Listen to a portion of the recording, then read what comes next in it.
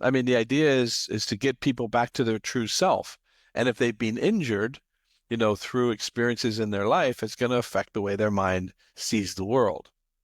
I sort of call it atmospheric conditions. So if you've lived Abs- in stormy atmospheric conditions and you filter through those, you're going to see the world differently. So once you can heal that and clear that up, then it starts to get them back to their true self. And you're obviously a big spiritual guy as I am as well. That's how we're supposed to be. That's where we're supposed to operate from. Absolutely. And everything in the universe fits into one of three categories, or there's three different elements. Our mind, which guides everything and we use to improve our life, and our physical body and the physical world around us, second element. And then the third element, our emotions. That's really the one that I focus on, because so many people already understand the law of attraction through our thoughts and through our actions, but it's our unhealed emotions that know no time. They're bigger than time and space, and they stay within us until we go back and feel that original emotional pain completely and let it go. And those unhealed emotions influence everything in our life, our thoughts, our actions, our health, and as you say, the lens that we see the world through. And so for me, that's the most important part, is to find a way to dig back in and heal those old emotional wounds. Yeah, and you talk about the third element, and do you have a book on that as well? The I third. do. I have a book that'll be coming out in March or April, and I talk about all aspects of the law of attraction and clear down to the quantum level in simple terms. But everything that we experience in this life, for me, and from what my understanding is, for us to have an emotional experience. Now, the idea is to have good emotional experiences, but in order for us to have emotions, we have a mix of positive emotions and painful emotions, and that's part of the human experience. And what we're taught at an early age is to deny our emotions, and we deny them and don't feel them completely. When we're not fluid within our emotions, that third element, the power of our emotions, gets blocked within our being, and so it changes our filter and our experience. See, how does your program work? Like, what do you do to work with people? Well, as far as being an author, this is my first book in the and my first adventure into the public spiritual realm. So I've been working on myself for 35 years. I've been working on the book for 4 years. And what I'm able to do better than anything is to help people understand the reason to be open to looking at their emotions and their emotional wounds and healing.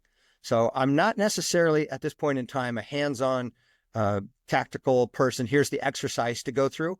My expertise is about understanding. And when we understand from simple human terms that, okay, God only interacts with us two ways. And the first way is good/love wins. So love always wins. When we turn to love, when we turn to good, we're always going to win. And whether it takes 2 minutes or 200 years, silly, Right? love wins. And then the second is the law of attraction. And the law of attraction interacts with the three elements of our humanity. And that is, again, our thoughts. Second is our actions. And the third is our emotions. So nothing is random. Everything that we experience is due to a reflection of our thoughts, our actions, and our emotions, whether our emotions we're experiencing currently or our emotions from the past. Because again, emotions know no time. So whatever emotional wounds we're holding within ourselves, the law of attraction is obligated to remind us of those.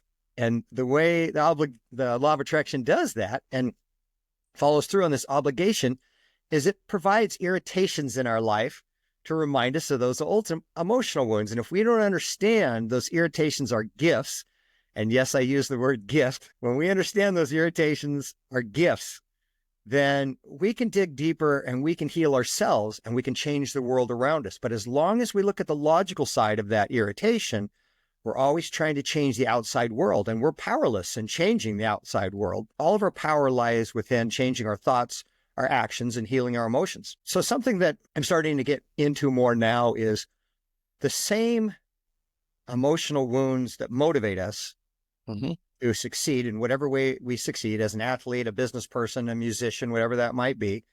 Eventually, those become like an anchor that holds us back. And for me, the emotional wounds that drove me forward, the anger, the frustration, the wanting to get approval, eventually held me back. And as I was able to work through my own challenges and attract better people, then I found a lot more success, like 30 times more success, 40 times. But I had to learn and understand that diving into this pain would help me move forward. I had an epiphany uh, very early in on my spiritual journey that helped me understand that when I heal the emotional wound, then the physical reality and my relationships around me would improve.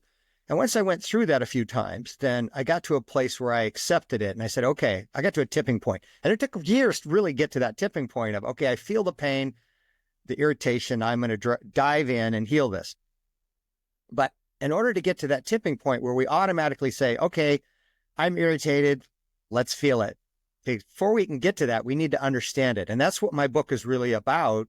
And my speaking right now is all about is it is worth it to make those changes by feeling the pain and to dive in. And yes, it's going to hurt. But as soon as we heal any emotional wound from the past, that pain is gone. Love replaces it instantly. And we have to experience that 5 or 10 or 30 or 40 times before we say, okay, this is good. But as we have an understanding, then our mind can guide us that place more and more. And eventually we get to a place of seeing all the irritations as gifts. And then we can be in then the road's easier. But again, my book and what I try and share is it's worth it to be vulnerable to our own wounds. It's worth it to dive in, and the pain will pass. And then what replaces it is so much more wonderful. And that's what people have a difficult time doing. So they do try to avoid it, but it will show up. So it's going to show up in symptoms.